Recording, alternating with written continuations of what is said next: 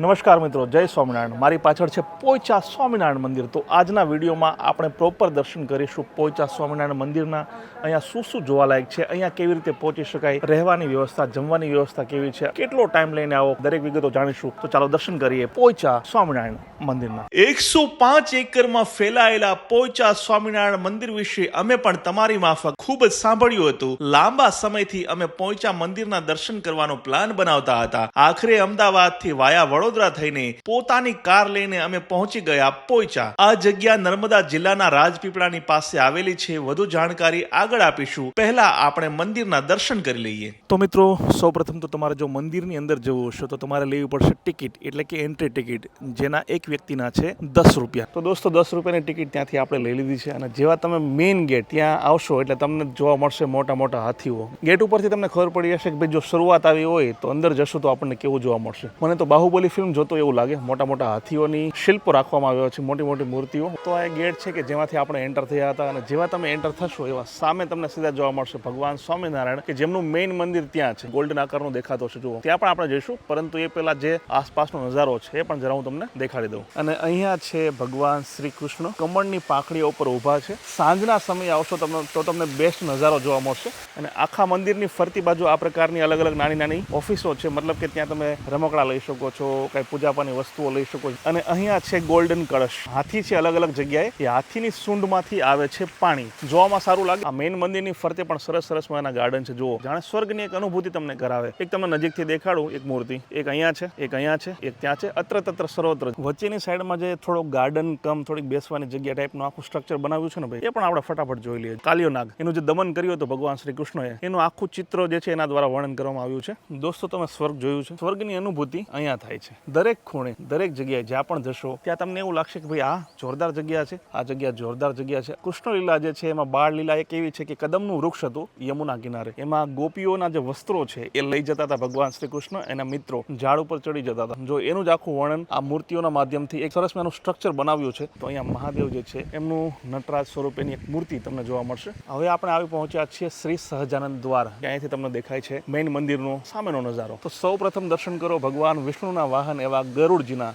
અને અહીંયાથી પગથિયા ચડશો એટલે સામે જ તમને દેખાશે પોઈચા સ્વામિનારાયણ મંદિર. કેવું સરસ મજાનું દ્રશ્ય છે. આગળ મુખ્ય મંદિર હોય, એની આગળ જે છે આવું સરોવર હોય. સરોવરમાં અલગ અલગ મૂર્તિઓ છે કે શંખમાંથી પાણી આવે છે. દોસ્તો, ઘરે બેઠા હું તમને દર્શન કરાવી રહ્યો છું પોઈચા સ્વામિનારાયણ મંદિરના. તો સૌ પ્રથમ અહીંયા છે સિદ્ધિ વિનાયક, એટલે કે ગણેશજી. અને હવે જેના માટે આપણે આ વિડીયો તમે જોઈ રહ્યા છો અને હું અહીંયા આવ્યો છું, કે ભગવાન સ્વામિનારાયણ પોઈચા સ્વામિનારાયણ મહારાજના દર્શન કરીએ. ચાલો, મેઇન મંદિરમાં આપણે આવી ગયા છીએ. જાણે સોનાનું હોય એવું ગોલ્ડન કલરનું બનાવ્યું છે. જો ઉપરની સાઈડમાં આખો એનું ગોપુરમ જેને કહી શકાય ને એ છે. અને અહીંયા બિરાજમાન છે નીલકંઠવર્ણી, એટલે કે ભગવાન સ્વામિનારાયણ. તો ભગવાનને આજે થાળ ધરવામાં આવ્યો છે. અલગ અલગ મીઠાઈનો થાળ છે, કદાચ 56 ભોગ હશે. તો દરેક સ્વામિનારાયણ મંદિરની માફક અહીંયા પણ 3 મૂર્તિઓ છે. એક તો છે નીલકંઠવર્ણી, એટલે કે ભગવાન સ્વામિનારાયણની. આ બાજુ આવશો એટલે શ્રી લક્ષ્મીનારાયણ દેવ જે છે એમની મૂર્તિના તમને દર્શન થશે. થોડા આગળ આવશો એટલે તમને અહીંયા જોવા મળશે ત્રીજી જે મૂર્તિ છે એ છે શ્રી રાધાકૃષ્ણની.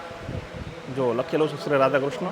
તમે અહીંયા ચરણ અભિષેક પણ કરી શકો છો નીલકંઠ વર્ણીજીના. અહીંયા તમારે જે જળ છે એ ચડાવવાનું છે, એટલે ઓટોમેટિક ત્યાં ભગવાનને જળ ચડી જતું હોય છે. હજી ઘણું બધું બાકી છે. અહીંયા છે તમને બાલ સ્વરૂપ શ્રી ઘનશ્યામ લાલા. આખું નીલકંઠ સરોવર છે, એની ફરતી બાજુ અલગ અલગ ભગવાનના મંદિરો છે. નાના નાના જે મંદિરો તમને દેખાય છે અલગ અલગ ભગવાનના છે. ઘણા બધા છે, ઘણા બધા. સરોવરમાં પાણી એવી રીતે આવે છે કે જાણે ભગવાન જે છે દેવાધિદેવ મહાદેવનું જે શિવલિંગ છે એની ઉપર આખો અભિષેક થઈ રહ્યો છે, એ પ્રકારનું આખું દ્રશ્ય છે. વચ્ચેનું મેઇન મંદિર આપણે જોયું નીલકંઠ ભગવાન, એટલે કે ભગવાન સ્વામિનારાયણનું. અને અહીંયા છે બાળ સ્વરૂપ ઘનશ્યામ લાલાનું મંદિર. જેવા તમે મંદિરમાં આવશો એવા ઘનશ્યામ મહારાજના બાળ સ્વરૂપના દર્શન તમને થવાના છે. જો અહીંયા સરસ મારી નાની મૂર્તિ છે, જેને તમે હિંચકાવી પણ શકો છો. તો આવી રીતે તમે લાલાને હિંચકાવી પણ શકો છો. અહીંયા ભક્તિ દેવી, એટલે કે ભગવાન સ્વામિનારાયણના જે માતા છે એમની મૂર્તિ અહીંયા છે. અને જો આપણે અહીંયા આવશું કે તેમના પિતા હતા ધર્મદેવજી, એમની મૂર્તિના દર્શન તમને અહીંયા થશે. મેં તમને શરૂઆતમાં જે ગાર્ડન દેખાડ્યા હતા ને, એ જ્યારે ઉપર થોડી ઊંચાઈ પર આવીને જોશો ને તો તમને ખબર પડશે ગાર્ડન કેટલા ભવ્ય છે. જો આપણે સામેથી એન્ટર થયા હતા, અલગ અલગ દુકાનો છે. પેલી બાજુ નાસ્તાની જગ્યા છે, આ બાજુ તમે ધીમે ધીમે આવશો આ બધી વસ્તુ મેં તમને દેખાડી. અને અહીંયા મંદિર છે કષ્ટભંજન દેવ, એટલે કે હનુમાનજી મહારાજનું. જો સરસ માની મૂર્તિ જેવી સાળંગપુરમાં છે એવી જ મૂર્તિના દર્શન તમને અહીંયા પણ થશે. દોસ્તો, આજે પોઈચા મંદિર છે ને એની એક્ઝેક્ટ પાછળની સાઈડમાં નર્મદા મૈયા વહે છે. અને સામેની સાઈડમાં છે કુબેર ભંડારી, જેને આપણે કરનાળી ધામ કહીએ છીએ ને ભાઈ. જો આ તમને દેખાય છે.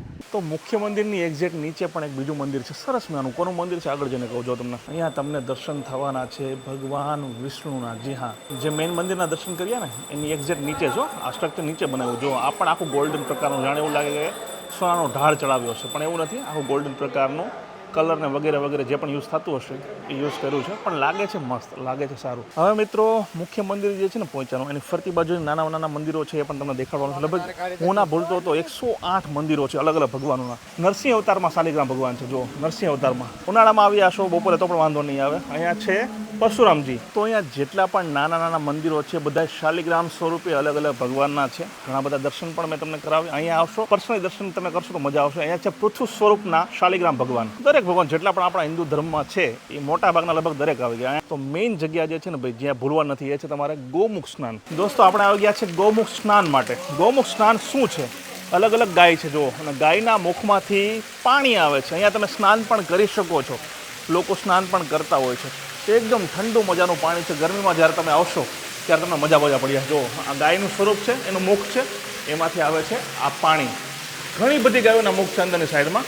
ગૌમુખ સ્નાન કહેવામાં આવે છે આ જગ્યાને. તો દોસ્તો મજા આવે ને તમને પણ ગૌમુખનું સ્નાન કરીને. કપડાં બદલવા હોય તો લેડીઝ જેન્ટ્સ માટે અલગ વ્યવસ્થા છે, કોઈ પૈસા નથી એના. હવે દોસ્તો આ જગ્યા મોટી છે એટલે ફરી ફરીને તમે થાકી જશો, ચિંતા નહીં. અહીંયા તમારા નાસ્તાની જમવાની પણ સારી સુવિધા છે. અહીંયા છે નીલકંઠ પ્રસાદમ, પ્રોપર ગુજરાતી જમવાનું મળી જશે, પંજાબી થાળી મળી જશે, આઈસ્ક્રીમ મળી જશે, ઢોસા મળી જશે, તમારે ચાઇનીઝ ખાવું એ મળી જશે. અને બેસવાની વ્યવસ્થા કંઈક આ મુજબની હોય છે. એક ડોમ જેવું છે, એમાં પંખા છે, આખું ખુલ્લું છે, અને ત્યાં પબ્લિક જે છે ફેમિલી સાથે, મિત્રો સાથે આવી રીતે જમતી હોય છે. જો હવે મિત્રો પહોંચ્યા જે કોઈ દિવસ નથી આવ્યા ને એને આવવું હોય તો કઈ રીતે આવે? તો જો તમે અમદાવાદથી આવવા માંગતા હોય તો અમદાવાદથી વાયા વડોદરા થઈને તમે આવી શકો છો. અમદાવાદથી આ જગ્યાનું અંતર છે 160-170 કિલોમીટર. જો તમે દક્ષિણ ગુજરાત એટલે કે સુરત સાઈડથી હોય તો વાયા અંકલેશ્વર, ભરૂચથી અહીંયા આવી શકો છો. જો તમે અહીંયા આવતા હોય તો ઓછામાં ઓછી 3 કલાકથી લઈ અને 4 કલાક લઈને આવજો, તો જ તમે દરેક મંદિરો, દરેક જગ્યા, અહીંનું પ્રદર્શન એ તમે નિહાળી શકશો. જો તમે સાંજના સમયે આવો છો તો 5 થી 6 વાગ્યાની આસપાસ અહીંયા એક પ્રદર્શની પણ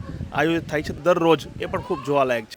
દોસ્તો પોઈચામાં સહજાનંદ યુનિવર્સ નામની એક પ્રદર્શની છે, એ પણ તમે જોઈ શકો છો. ખૂબ જોવાલાયક હોય છે. ભવ્ય ગરુડ ગેટ છે, નંદ બાબાનું ઘર છે, અભેસી દરબાર, change of life show, સબરીની Jhopdi, લોએજ ગામ, નૌકા વિહાર, સહજાનંદ આર્ટ ગેલેરી છે. અહીંયા 151 ફૂટની ભગવાનની પ્રતિમા છે. એવું અલગ અલગ તમને જોવા મળશે. અને જો તમારે આ પ્રદર્શની જોવી હોય તો 2 કલાકનો સમય રહેશે અને એક વ્યક્તિની ટિકિટ છે 200 રૂપિયા. જો તમે પોતાની કાર લઈને આવતા હોય ને કે પછી કોઈ પણ વાહન, તો તમારે એન્ટ્રી માટે ટિકિટ દેવી પડશે. માની લો કે તમે કાર લઈને આવો છો તો એના છે 50 રૂપિયા. મિત્રો જો તમે અહીંયા રાત રોકાવા માંગતા હો તો સામે છે તીર્થાલયમ, કે જ્યાં તમે પૈસા એટલે કે પે કરી અને રૂમ વગેરે રાખી શકો છો. કેટલો ભાવ છે એ ઓફિશિયલ સાઇટ છે પોઈચા મંદિરની, એમાં તમે જાણી શકો છો. તો દોસ્તો મને આશા છે કે નર્મદા જિલ્લાના રાજપીપળા નજીક આવેલા પોઈચા સ્વામિનારાયણ મંદિરનો આ વિડીયો તમને જરૂર પસંદ આવ્યો હશે. આ વિડીયોમાં કઈ કઈ જગ્યા ફરવા લાયક છે, શું જોવા લાયક છે, બાબતો અમે તમારી સાથે શેર કરી. પોઈચાને લગતા તમારા કોઈ સવાલ હોય તો કોમેન્ટ કરજો, એનો જવાબ અમે આપીશું. આ વિડીયો માત્ર બસ આટલું. જય જય ગરવી ગુજરાત, જય હિન્દ, જય સ્વામિનારાયણ.